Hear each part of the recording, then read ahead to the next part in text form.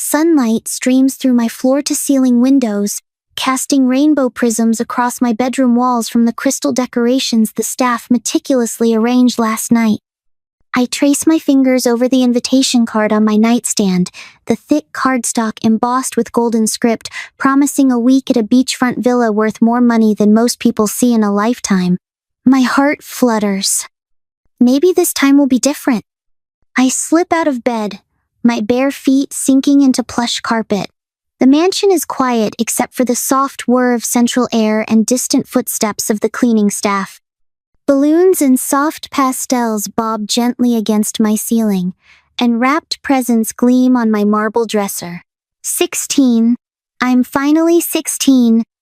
The mirror reflects back someone caught between childhood and adulthood, my dark waves pulled into a messy bun, olive skin glowing in the morning light. I straighten my shoulders, practicing the poised smile expected of a Harrington daughter. But my eyes betray me. Hazel irises unable to hide the desperate hope I've carried since I was little, that one day, just once, I'll matter as much as Savannah. My phone buzzes. A text from Emma wishing me happy birthday with about 50 heart emojis. I smile, warmth blooming in my chest. At least someone remembers without being reminded by the staff's decorations. I make my way downstairs, each step measured and graceful like Mom taught me. The grand foyer stretches before me, all soaring ceilings and gleaming marble. But instead of my parents waiting with birthday wishes, there's only Savannah. My sister leans against a pillar, golden hair perfectly styled even at this hour.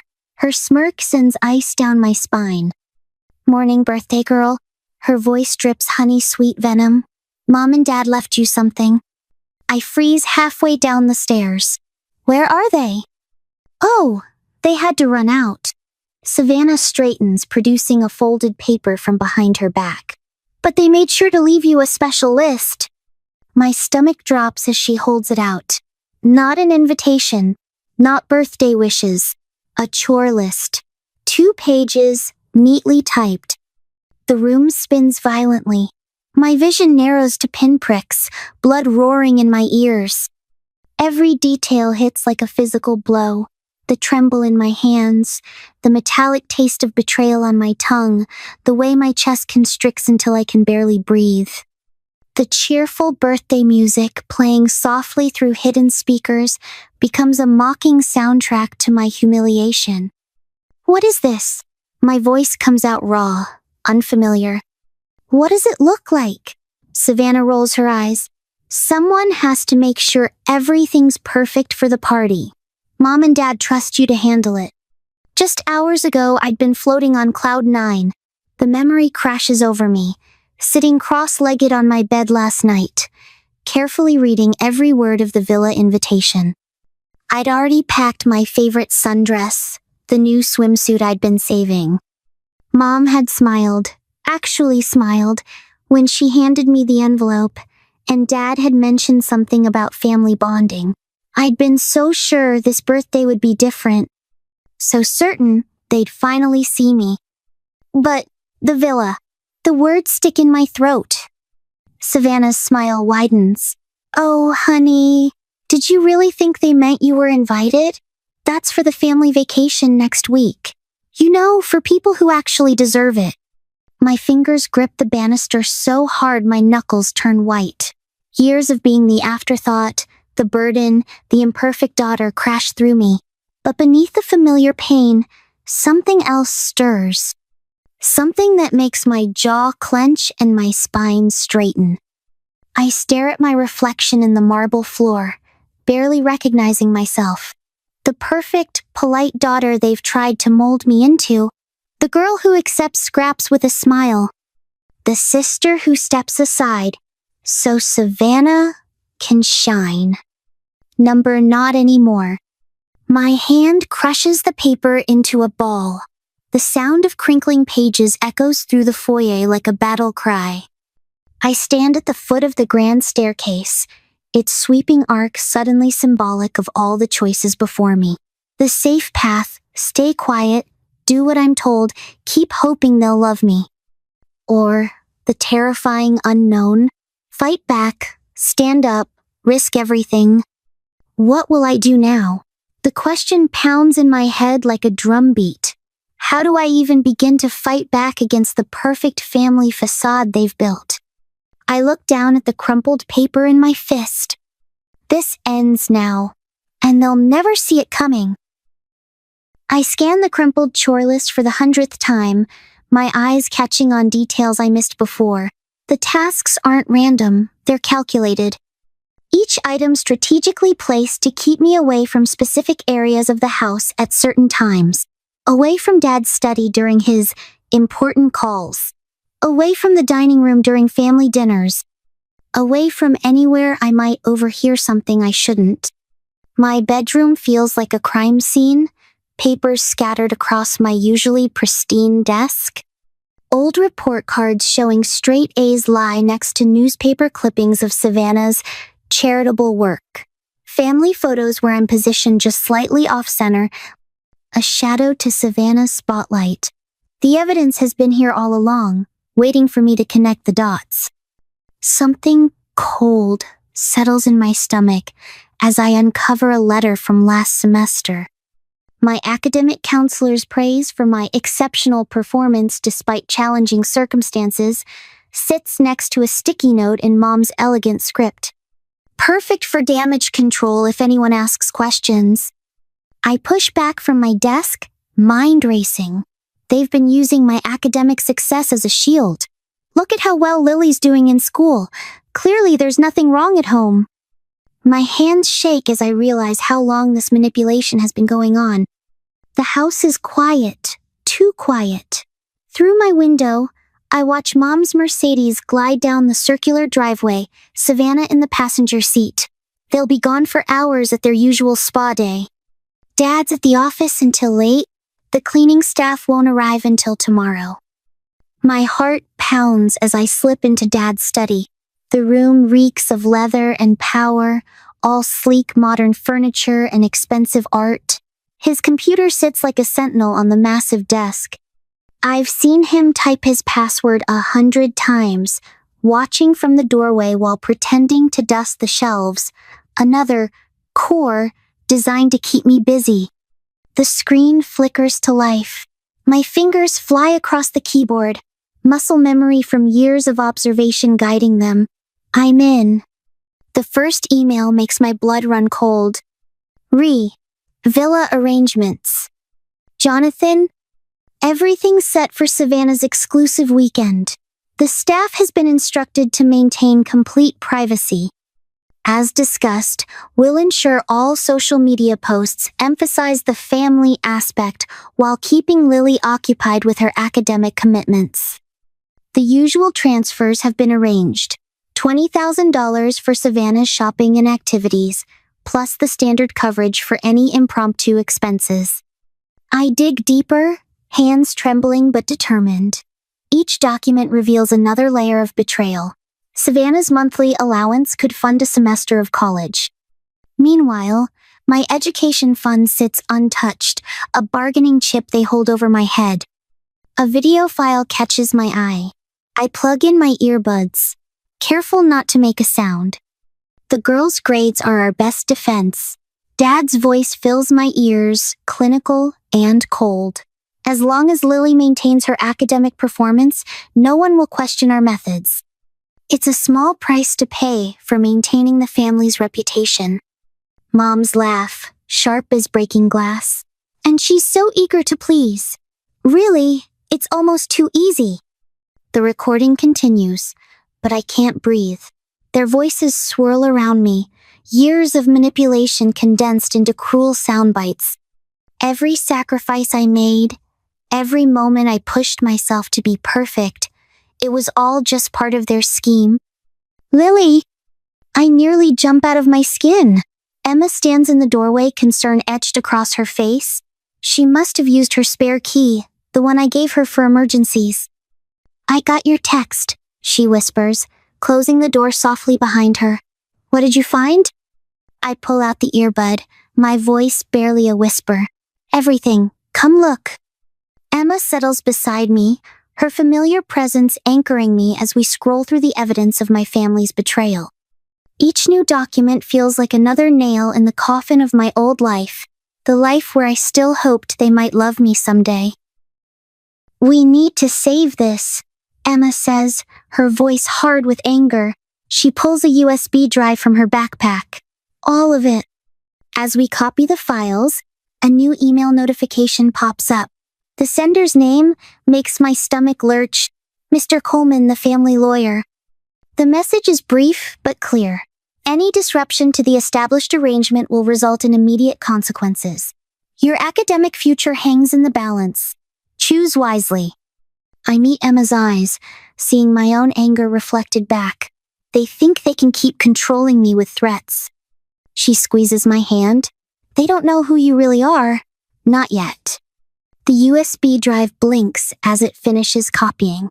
In my pocket, my phone buzzes with another threatening email. But for the first time, I feel something stronger than fear. They built their perfect family facade on my silence. Time to show them how loud I can be. The mansion's library door creaks as I push it open. Savannah lounges on the leather sofa, phone in hand, perfectly positioned to catch the afternoon light streaming through floor-to-ceiling windows. "Done with your little investigation?" Her smirk doesn't quite hide the tension in her shoulders. "Daddy's study is off limits, you know that." Drop the act. My voice comes out stronger than I expect. "I found the emails, the recordings, everything." "And?" She examines her manicured nails. "What exactly do you think you can do about it?" Mr. Richards has handled far worse scandals than a jealous little sister. The name hits like a slap. Mr. Richards, Dad's mentor, the family's image consultant. The man who's been engineering my isolation for years.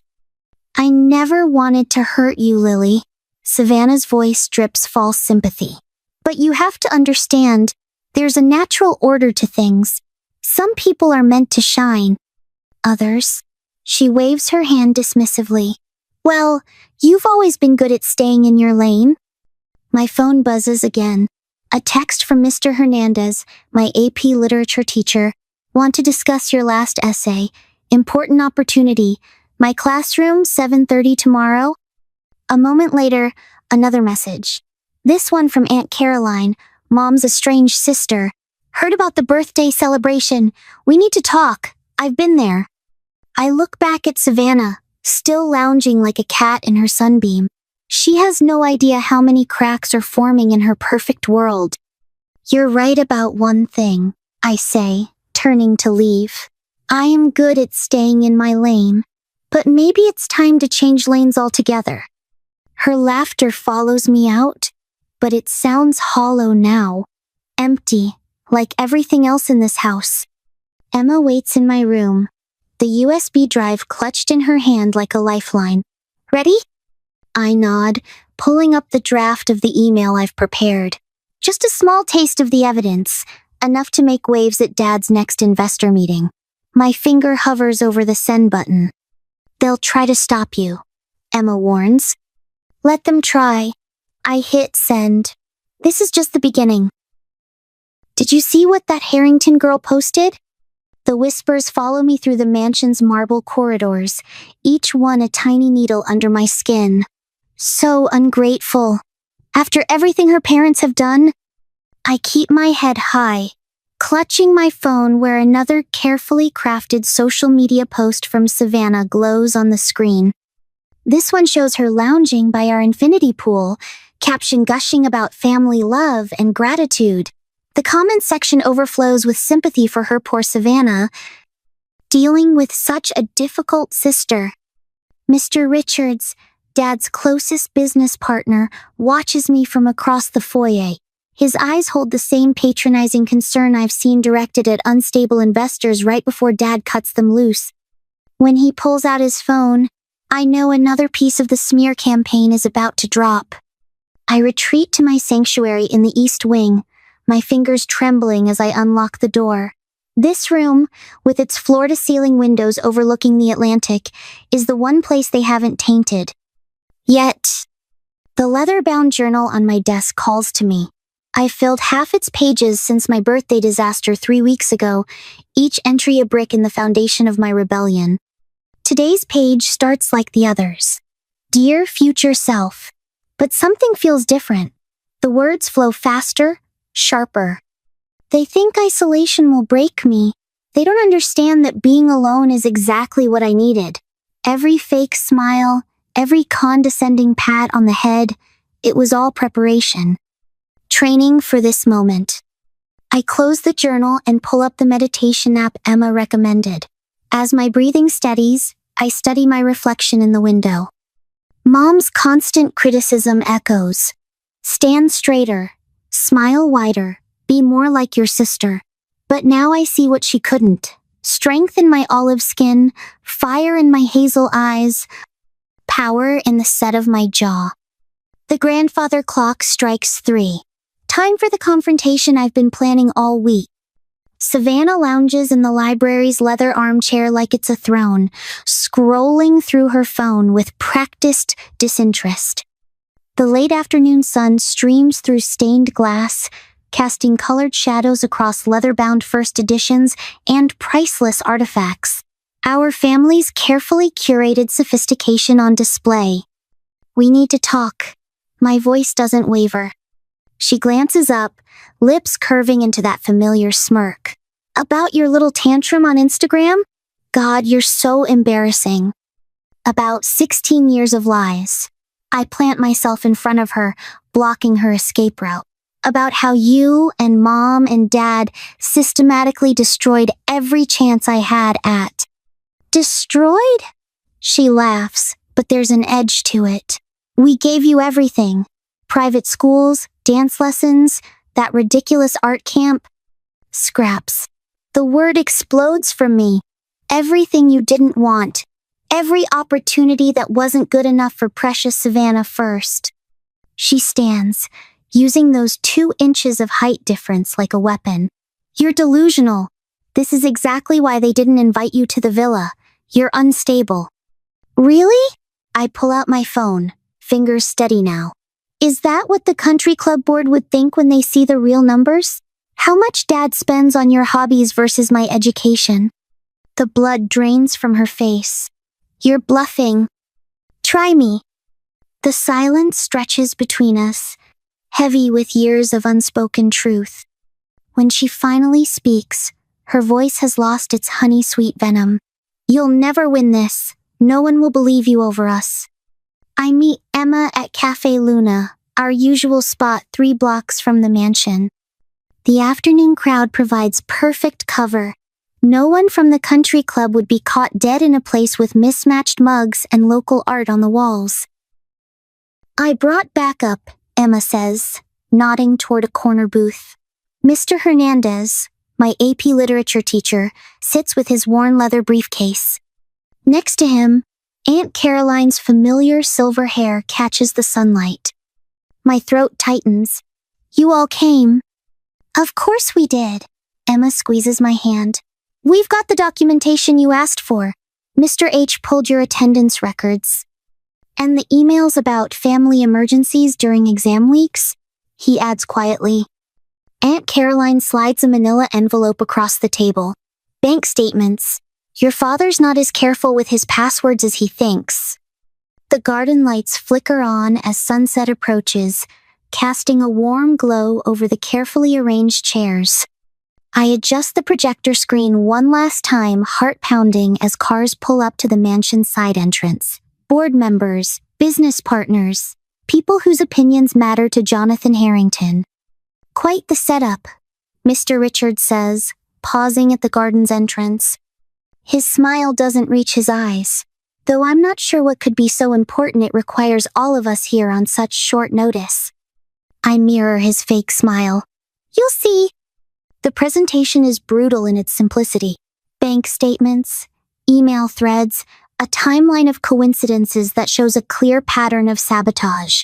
With each slide, the whispers grow louder.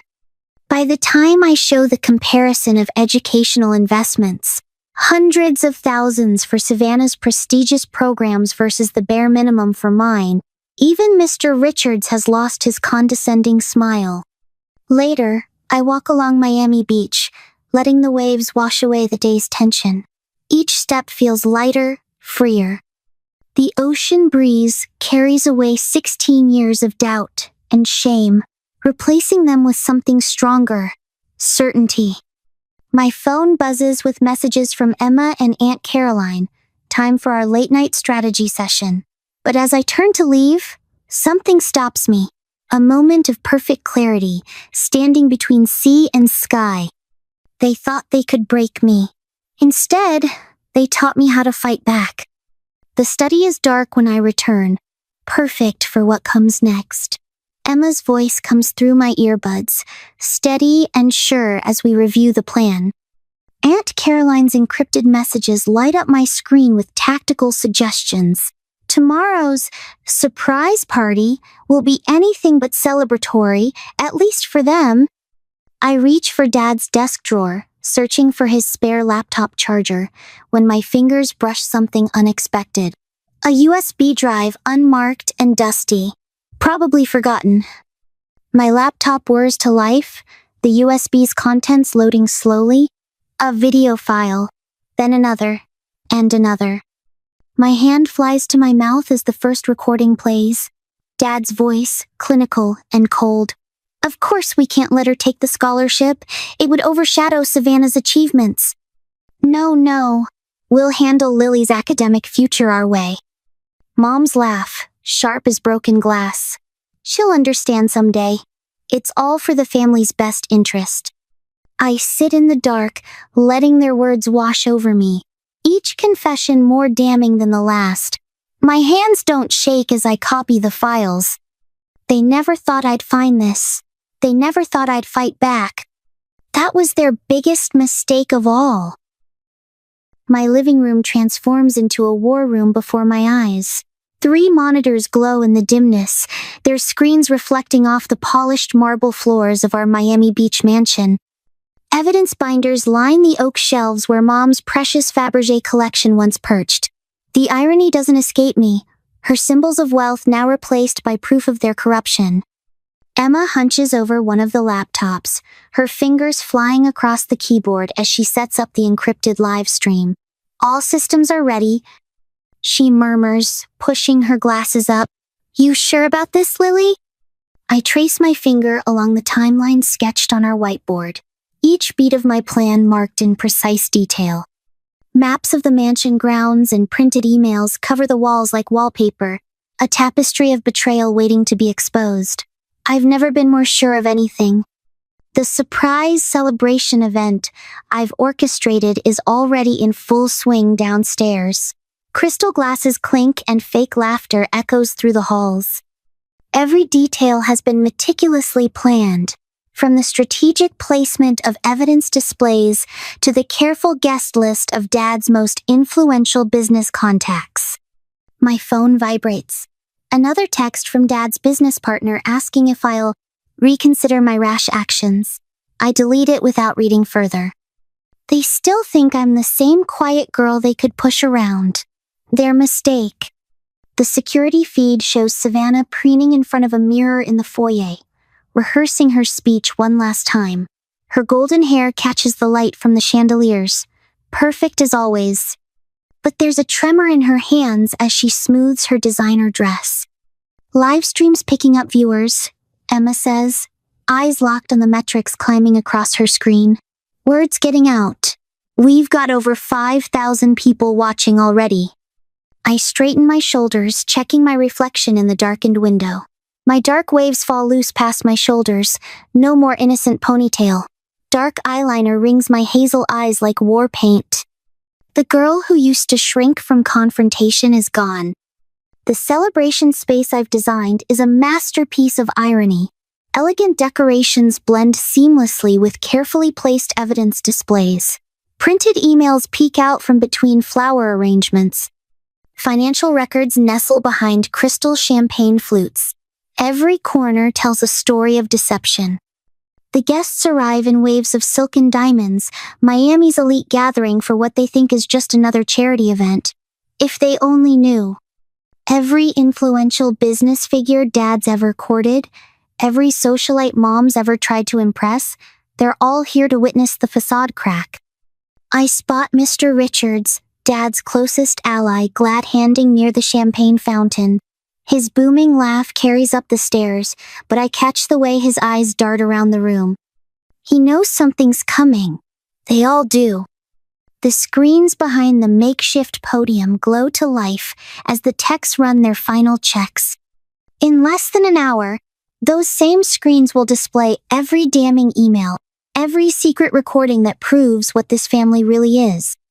My heart pounds against my ribs, but my hands are steady as I pull up the first file. 5 minutes until Savannah's speech, Emma warns, then adds, "Social media's blowing up. The hashtag is trending." I nod, sliding the final USB drive into place. Time to give my dear sister the spotlight she's always craved. The marble staircase stretches before me like a runway. Each step down feels like crossing a threshold, from victim to victor, from pawn to player. The whispers fade as I emerge into the foyer, heads turning to track my entrance. Savannah's perfectly practiced smile falters when she sees me. For a fraction of a second, uncertainty flickers in her eyes. Good. Let her wonder. Let her worry. She takes the podium like she's accepting an Oscar, all graceful movements and false modesty. "Thank you all for coming tonight," she begins, her voice dripping honey. "Our family has always believed in excellence, in pushing ourselves to achieve more." I position myself by the control panel, watching the seconds tick down. Emma's voice comes through my earpiece. "Ready when you are." Savannah's reaching her crescendo, arms spread wide as she proclaims, "Everything we do is out of love." My finger hovers over the button.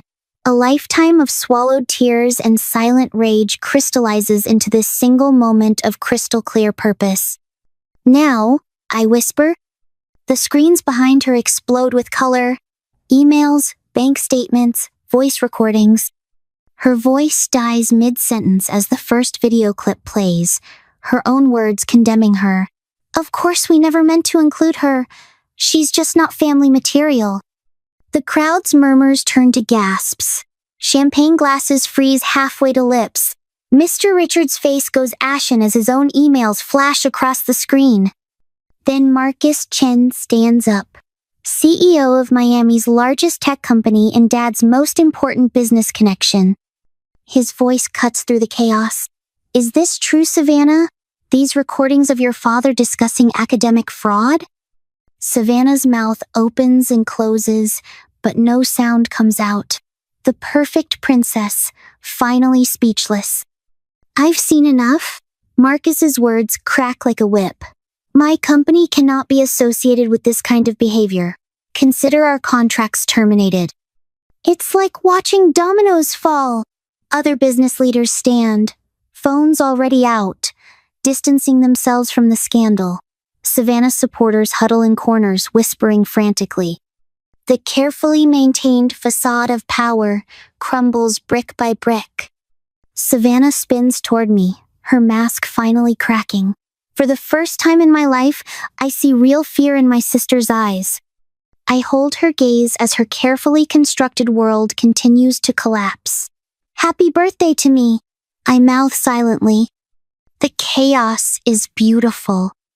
My phone buzzes again, but this time it's not a threat. The anonymous message makes my breath catch. "There's more. So much more. Check your secure email. This goes deeper than even you know." I smile as the screens continue their relentless display of truth. They never saw me coming. And I'm just getting started. The laptop screen flickers in my darkened bedroom, casting harsh shadows across my face as I stare down my family. Savannah's perfect golden waves frame her face like a crown, while Mom and Dad flank her in the Miami Beach office's pristine conference room. The contrast between their polished appearance and my quiet strength makes my fingers curl against my desk. "Lily, darling." Mom's voice drips artificial sweetness through the video call. "We're only thinking of your best interests. You know that, don't you?"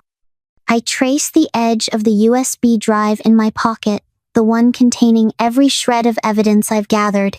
Its weight grounds me as Dad's icy tone cuts through the speakers. The social obligations of our position require certain sacrifices, he says, shuffling papers with manufactured casualness. Your sister understands this. Why can't you? The words that once would have shattered me now bounce off like rain on glass.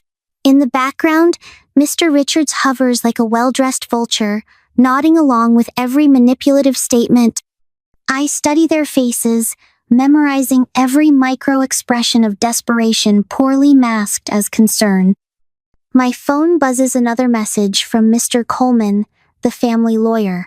The screen lights up with thinly veiled threats about my college fund, about legal action that could drain every penny I have. On my laptop, social media notifications pop up in a steady stream.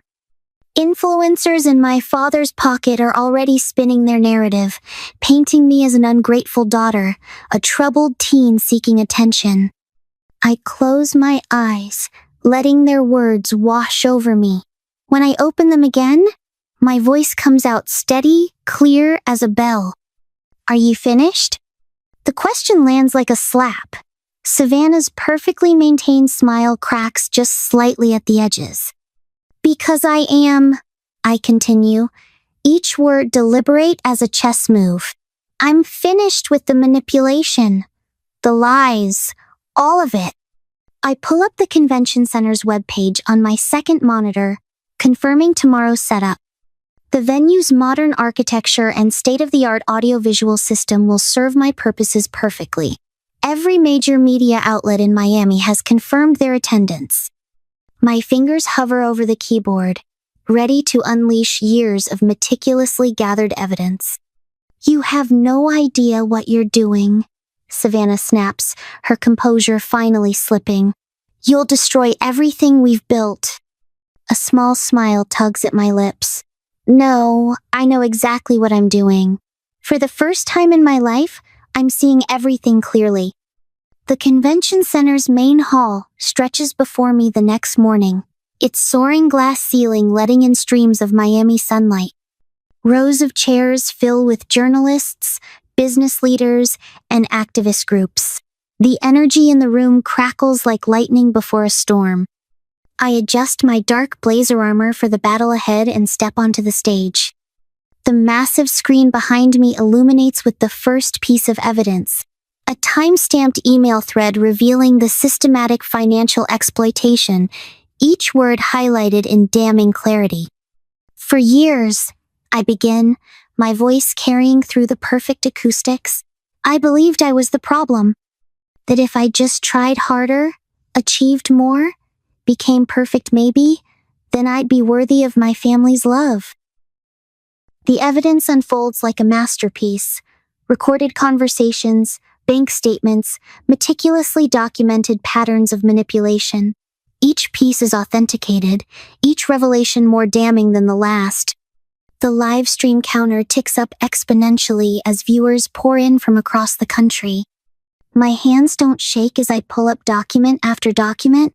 The timestamps flash across the screen, every manipulation, every lie, every moment they chose Savannah over me caught in pristine digital clarity. The audience's gasps punctuate each revelation like a Greek chorus of justice. Alexander Thompson rises from his front row seat, his silver hair catching the spotlight. As a business leader in this community, his voice booms through the hall. I am appalled by this breach of trust. The Harringtons have exploited not just their daughter, but the very principles of family and integrity we hold dear. Dr. Cynthia Morales steps forward next, her legal credentials displayed prominently on the screen. What we're seeing here isn't just emotional manipulation, it's a calculated pattern of financial exploitation and educational fund mismanagement. Social media explodes. Number Justice for Lily trends nationwide as clips from my presentation go viral. The live chat floods with support messages and similar stories. Emma stands in the wings, tears streaming down her face as she captures everything on her phone. The final confrontation unfolds on live television 3 days later. The studio lights burn hot against my skin as I face my family one last time. Savannah's perfect mask has cracked completely, showing the scared girl beneath all that polished veneer. Mom's hands tremble around her designer handbag. Dad can't quite meet my eyes. You want to know the real reason I'm doing this? My voice carries through the hushed studio. Not for revenge, not even for justice. I'm doing this so that every other 16-year-old girl trapped in a gilded cage knows she has the power to break free.